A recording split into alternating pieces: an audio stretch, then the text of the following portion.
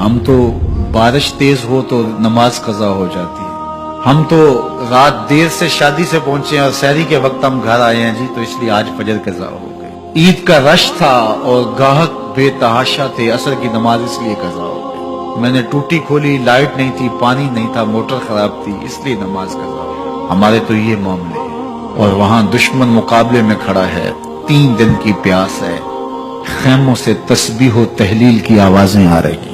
فجر کا وقت ہوا تو علی اکبر اذان دے رہے ہیں، کربلا کے صحرا نے وہ اذان سنی۔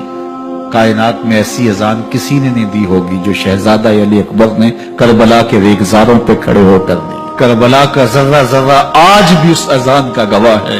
امامت حضرت امام حسین کرواتے ہیں، فجر کی نماز ادا ہوتی ہے ریت کے مسلوں پہ۔ بندے کے ساتھ یہ احساس جڑا ہو کہ میں کسی کا بندہ ہوں اور میرا کوئی معبود ہے، یہ جڑا ہوا احساس انسان کو بندگی کے دائرے سے کبھی باہر نہیں جانے دیتا۔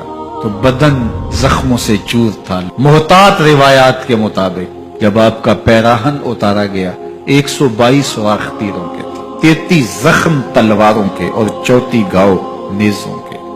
بخار کی تیزی ہو تو نمازیں چھوٹ جاتی ہیں، یہاں اتنے زخم، بہت ساری برچیاں بدن میں ٹوٹ گئی تھی، لخت لخت سے خون بہ رہا تھا، لیکن حسین ابن علی آتے ہی پیشانی سجدے میں رکھ کے کہتے ہیں سبحان ربی الاعلی۔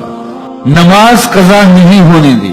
مشکلات، حالات کی تلخیاں، پیاس کی شدت، مخدرات اسلام کے پردے کا خیال، 22,000 کا لشکر مقابل، 71 لاشیں اٹھا کے خیموں تک پہنچا چکے، کلیجہ زخمی، دل زخمی، لیکن وقت نماز کا آیا، بدن لہو لہو ہے، لیکن حسین نے سجدہ قضا نہیں ہونے دیا۔ اللہ اکبر۔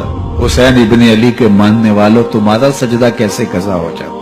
اگر حسین ابن علی کا پیار سینے میں موجود ہے تو پھر سجدہ قضا نہیں ہونا چاہیے۔ اس ویڈیو کو شیئر ضرور کیجئے، ہو سکتا ہے آپ کے ایک شیئر سے یہ بات کسی کے دل میں اتر جائے۔ جزاک اللہ۔